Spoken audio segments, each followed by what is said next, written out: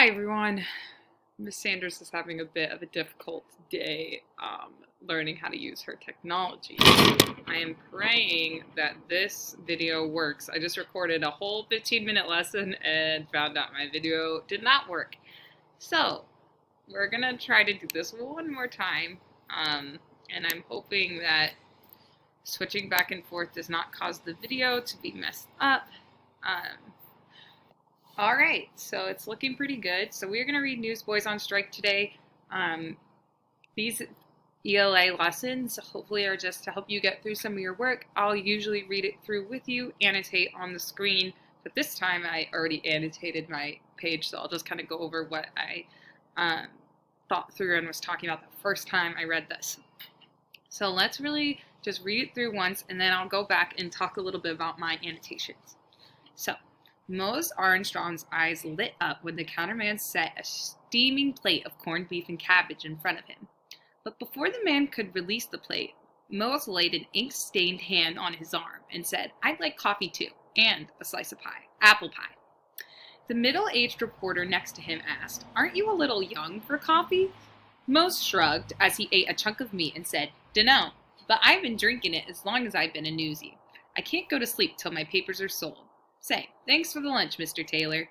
Charlie Taylor regarded the boy, all of 12 years old, and wrote in his notebook. "The strike has been on for a week now," he said. "Before the strike, what was a normal day for you?" Mose swallowed a mouthful and explained, "After I buy my sheets, I usually flip a car down to Wall Street." "You mean you ride the streetcar without paying?" Charlie asked. "Sure, and sometimes I even sell a few papers on the way too," Mose said nonchalantly. "Nobody wants the morning edition after 11, so I can't waste a minute. Them pencil pushers want their news before they start work." "Which headlines sell the best?" Charlie asked the boy. "Murder trials are good. Baseball scores ain't bad," he said. "But on slow days, we gotta dig through the sheet. If there's any kind of story from Washington, we yell, 'Read all about the White House scandal!'" Charlie Taylor laughed. "War is the bestseller," Mose continued.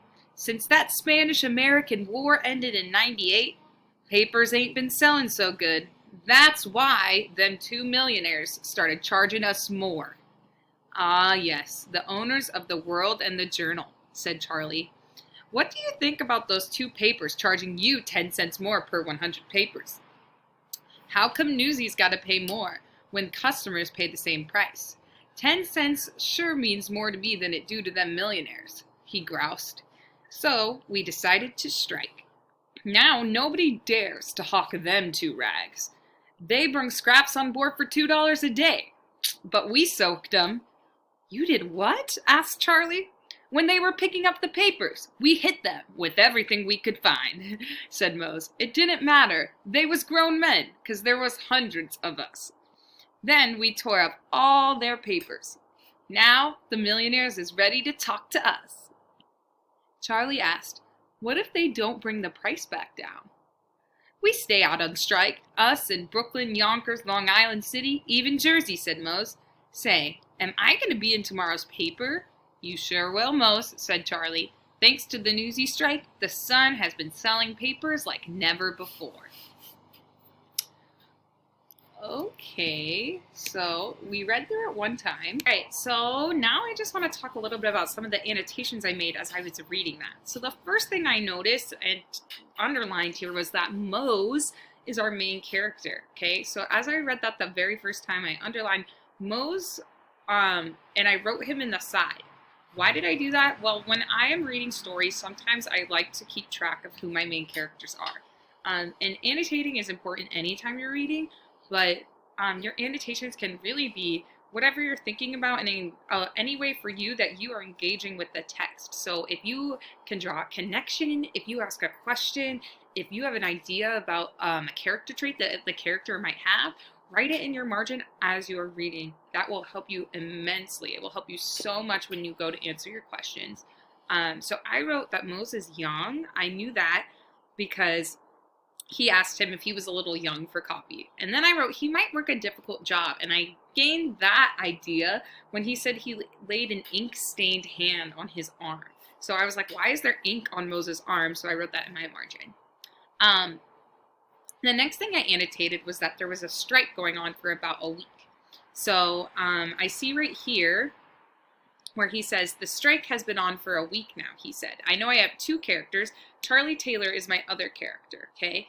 And I know that Charlie Taylor has been asking Mose questions. Right here he says, dunno. I know that this is dialect. I know that this is not a proper way of speaking. This is, I don't know, but dunno is a dialect or a way of speaking that might tell us that Mose might not be educated.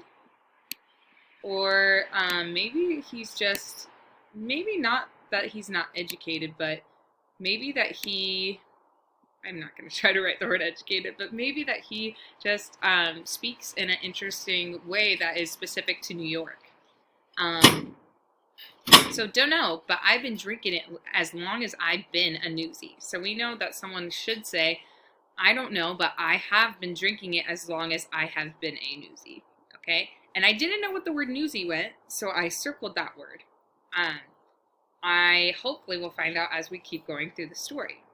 So we have Charlie Taylor. Charlie Taylor is asking Mose questions about the strike. So I'm guessing that Mose is a newsie. I don't know what a newsie is, but I know that the newsies are on strike.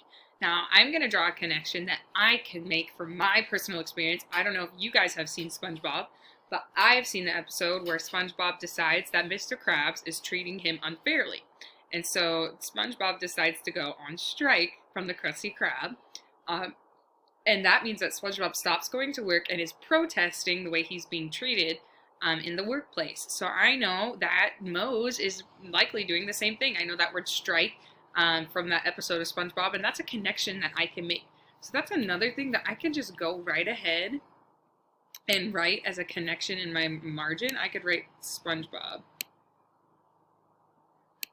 I'm not going to write it all out, but you know what I mean. Sponge. All right, sponge. When SpongeBob goes on strike, that helps me to make a connection with this story. So he's asking him questions. Right here, I wrote down that Mose sells newspapers. So right here he goes, you mean you ride the streetcar without paying? Charlie asked. Sure, and sometimes I even sell a few papers on the way too. So I know that Mose's job is that he's selling newspapers, okay? Charlie's asking him more questions. So I'm going to guess that Charlie might also work for the newspaper. Because Charlie's asking him questions almost like an interview. He talks about the murder trials and how the murder trials like sell interesting things in the newspaper. They're going back and forth. Now I'm trying to figure out the real reason what I want to figure out is why are these newsboys on strike in the first place? So right here it says, since that Spanish-American War ended in '98, papers ain't been selling so good. That's why them two millionaires started charging us more. So I know there was a war, and since that war, they haven't been able to sell as much, so there's millionaires who might own the newspaper who are starting to charge the people who sell the newspaper more money for it. And the millionaires are the owners of the World and Journal newspaper, and Charlie says that right here. And then Charlie also says, what do you think about those two papers talking about the millionaires charging you 10 cents more per 100 papers? So the millionaires are charging, or he calls them two papers here, but he's really talking about the millionaires, and he's saying that they're charging them 10 cents more per 100 papers. And right here, we have Moses' response. He says, how come the newsies gotta pay more when customers pay the same price? 10 cents sure means more to me than it do to them millionaires, he groused. So we decided to strike. So we know the reason the newsies are striking is because of the extra 10 cents that the millionaires are making them pay because they're not selling any newspapers after the war. And now I've put it together that the word newsies likely means the people or the young boys who sell newspapers. Now, nobody dares to hawk them two rags. We're about to get to that when we get into the first couple questions. As we get to the end, we see that Mose right here at the end talks about how they brung scrabs on board for $2 a day, but we soaked them, or scabs. I think what he means by this is that they tried to bring on other people to sell the newspapers because then all their boys, their newsies, decided to strike. They didn't want to sell the papers anymore.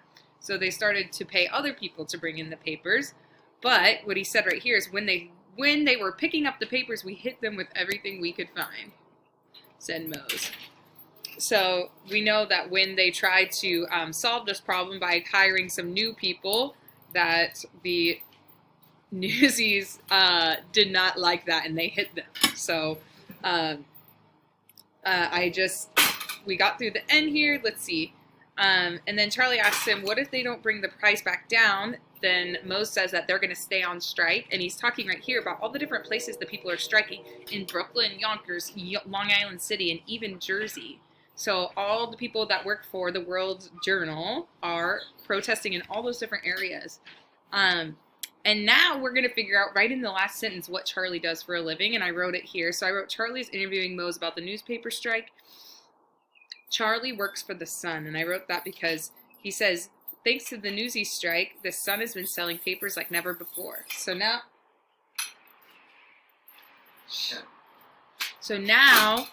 I know that Charlie is working for another newspaper and is interviewing Mose about this whole thing, about the Newsies strike. Okay, I know. Okay, so let's go through the questions really quickly. So for number 1, in paragraph 13, Charlie refers to 2 papers. What does Mose call them in paragraph 14? So when we were just looking at this, we saw, what do you think about those 2 papers charging you 10 cents more per 100 papers? I know the people that are charging them more are the millionaires, so I know that that's what he's talking about. So let's look in paragraph 14 and see which word they're using to describe the millionaires in this. So he says, 10 cents sure means more to me than it do to them millionaires, he groused. So we decided to strike. Now nobody dares to hawk them 2 rags. They brung scabs on board for $2 a day, but we soaked them.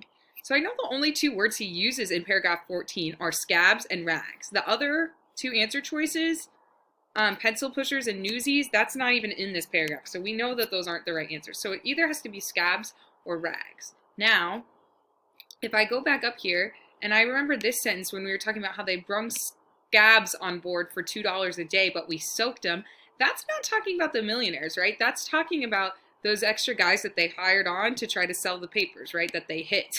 So I can draw from process of elimination that when they're talking about nobody dares to hawk them 2 rags, they're talking about the 2 millionaires that ended up charging them extra money. So I'm going to put that my answer choice is C for that one because I use process of elimination. Now, for this next one, it is a 2-part question. We've talked a lot about 2-part questions, and this one is asking us about dialect. So we need to make sure that, first of all, the sentence we're going to underline in this paragraph because let's read the question first. It says, this question has 2 parts. First answer part A, then answer part B. Part A, based on their use of dialect, what can you infer about Mose and Charlie Taylor? Hold on just a second. I need to pause my video because my recorder is about to die. All right, can you guys even see me right now? What is going on here?